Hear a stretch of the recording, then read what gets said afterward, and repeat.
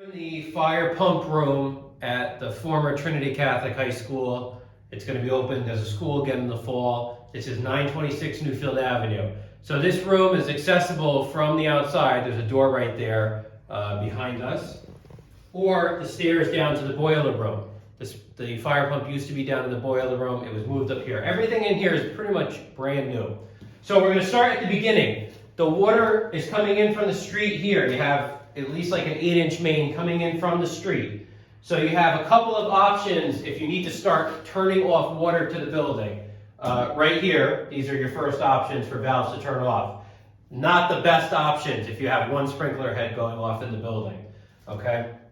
So the water's coming in here. You see here these little alarm modules. These are monitoring these valves to make sure that they're open. If these are tampered with, these are going to send a signal back to the fire alarm, and you're going to get a supervisory signal on the fire alarm panel. Sometimes those get confused at the alarm company, and we get called out. So keep that in mind. A supervisory signal is not a fire signal. It means somebody's tampered with something. And I say supervisory, you could also say tamper. I could say anything like that. Here you have a backflow preventer. In the sprinkler system, dirty water. All the pipes are coated with oil. You don't want that water flushing back into the domestic water line out in the street. So we have a backflow preventer to prevent that from happening. Again, everything is monitored here. We have our water comes up and around to our fire pump. Okay, we have here a electric fire pump with a redundant electrical hookups. There's 2 electrical connections that need to come in. There really should be a generator on it. I don't believe there is right now.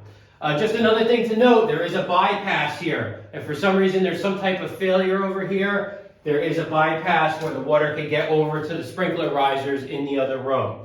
Now, why don't you come in here and take a look at this, okay?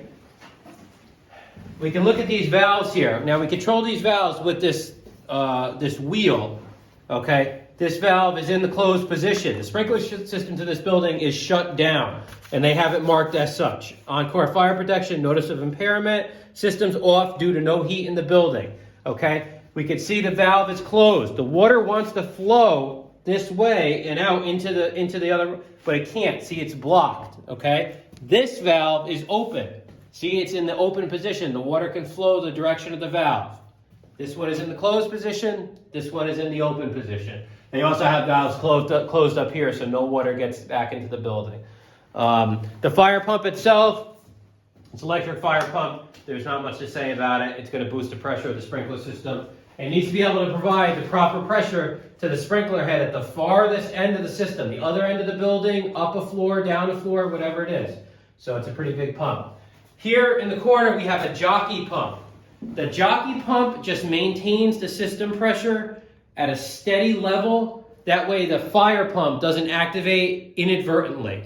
Especially in this area overnight, a lot of times the water pressure will drop because they fill the tower on Wheat Hill Avenue. Sometimes that could trick the sprinkler system into thinking that water is flowing in the building because the pressure is lowered, and the jockey pump will make sure that that doesn't trick the system into turning on. The fire pump won't turn on. Now, in the event that this jockey pump fails or loses its pressure, or whatever it might be, sometimes you can get an alarm signal and there's actually no water flowing anywhere. So you have your jockey pump controller here. It's very simple, auto or off. Okay, we're probably and you're gonna know if it's running or not. We have extra sprinkler heads here. That's not our problem. All right.